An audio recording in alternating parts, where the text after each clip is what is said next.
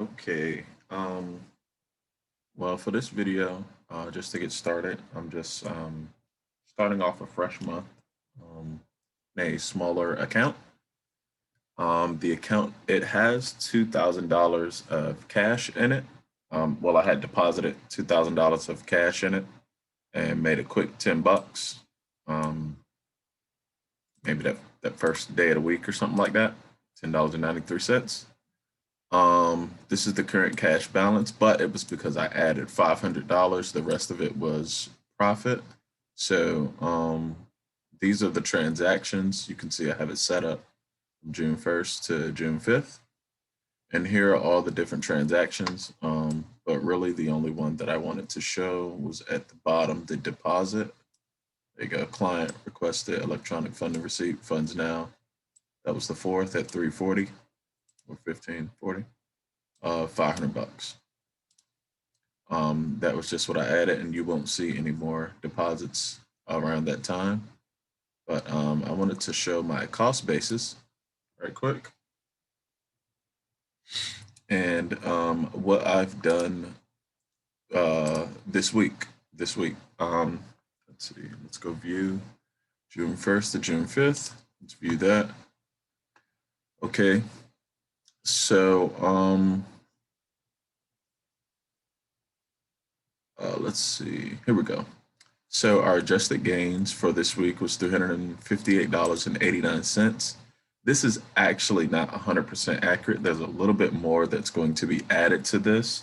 I used or I reduced my buying power by about $1,000 to make this amount, this 358.89. And remember, it's going to be a little bit higher because I have two more trades that are unsettled, but they're closed, and I can show those as well. But the amount will be a little bit skewed wrong until it's actually realized.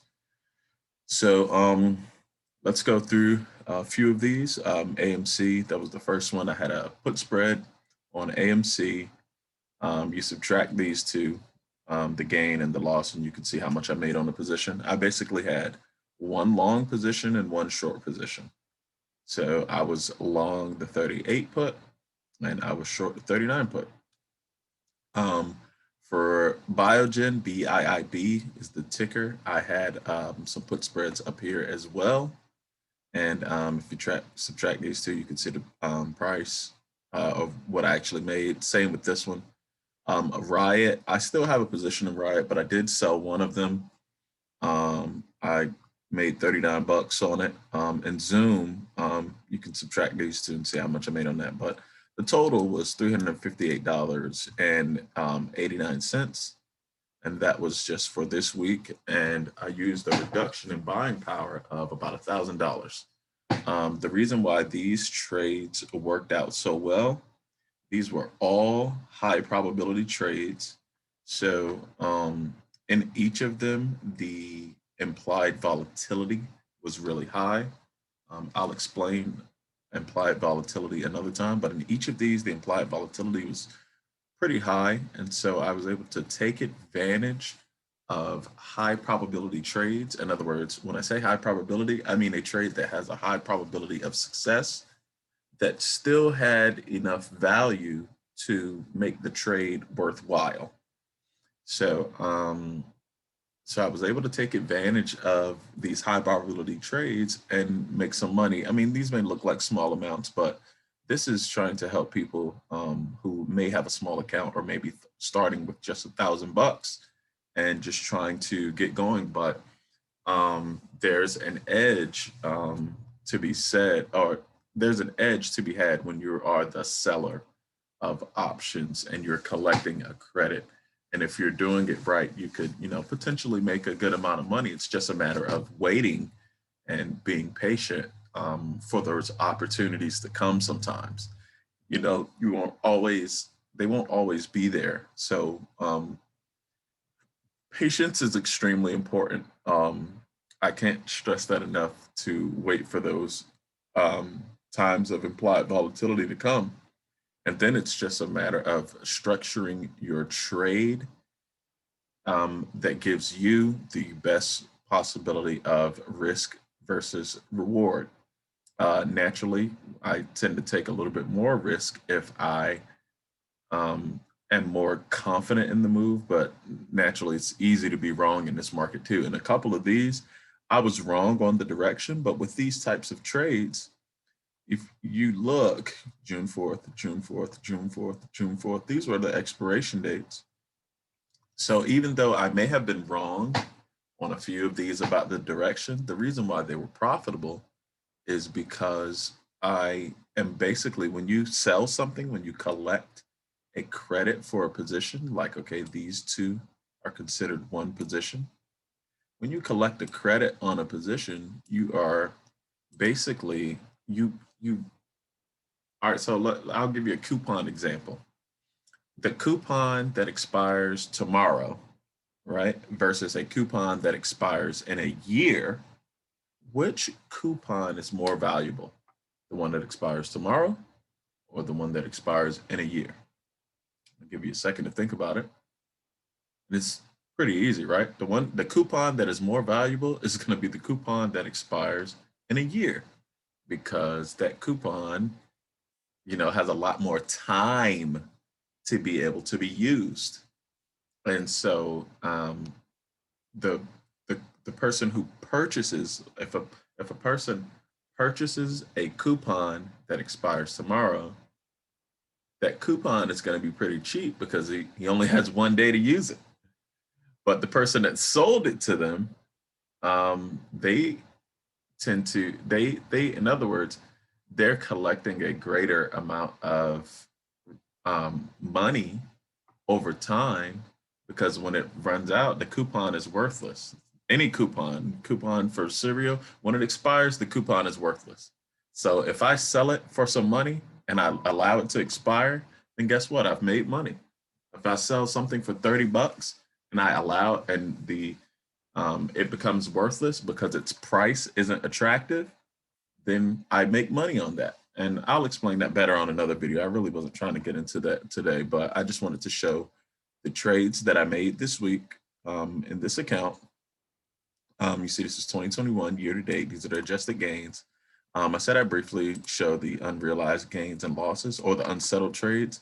I still have just a few trades on, and I could show those in a different way in a minute. Some of these numbers will be skewed because the spread is kind of wide. In other words, the prices of these contracts are kind of wide in a few of these. So because the prices are wide, they kind of move funny. And because these are actually expired. You see June 4th, June 4th, June 4th, June 4th. And so I know about how much money I'll make on those, but I would just have to look at the order to see exactly how much. But I believe it was, the position was called an iron condor. And I believe that I sold that iron condor. I sold two of them actually for $38 a piece. The way that you can see that I sold two is it says quantity 200. Each one of these coupons is worth 100 shares. That's the quantity. So if I have 200 up here, then that means I've sold two. So I had an iron condor and I sold two of them, and it was $38 a piece. So it'll be about 72 bucks, or 76 bucks extra added to the realized gains lost. And that's just for the week of June 1st to the 5th. And with those positions, like I said, I had about a buying power reduction, which is almost like a deposit, a maximum loss deposit that you can't use. In other words, if you put on a position, you sell something that you do not own, there's something called margin requirement. And that margin requirement is essentially, it's like I said, a deposit, a maximum loss deposit. So if the most that you could lose is 100 bucks, then that would be your buying power reduction for any position that you purchase. And I'll give you a brief example of that. This position right here, the difference between the strike price for this one is 39, and the strike price for this one is 38. So the difference between those two is $1, 1 times 100, because these contracts are worth 100 shares. 1 times 100 is $100. That was the most that I could lose on this. You see the quantity is 3, so that means that I had 3 coupons. I had 3 coupons. The most that I could lose was $300. I had a buying power reduction of about $300.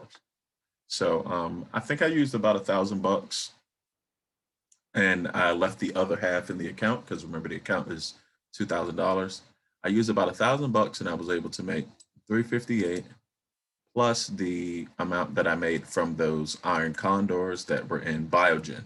And as a matter of fact, let's see if I can't pull up the order to see exactly how much I sold those for.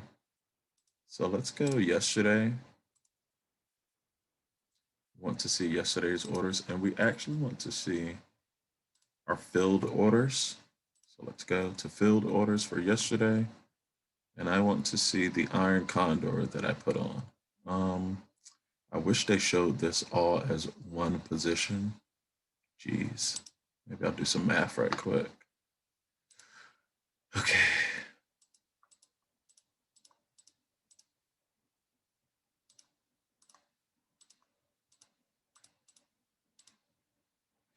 Okay, I sold this one for $40. So, and I think I sold the other one for about $38. So, okay. So $40 and $38. So that'll give me an extra 78 bucks, 40 plus 38. So yeah. And let's see how much we made. Because remember there were 2 iron condors. So let's go 40 plus 350. Well, I know what it is. It's 398. Oh, I did subtract by accident, but anyway. So the 358 plus the $40 is 398.89. So essentially I made $400 using about a buying power reduction of $400. Granted, these opportunities won't always be like this. I was able to catch all of these with high option prices for trades that had little to no chance of having value once their time continued to run out. So I sold them and I made some good money on them because of that versus, how much I was risking. I wasn't risking a whole lot of money, but I ended up making pretty good money. So yeah, on another video, I will go over exactly how I took the trades, how to structure the trades, how they worked out, why I chose these strikes and all that. So yeah, hope this helps somebody.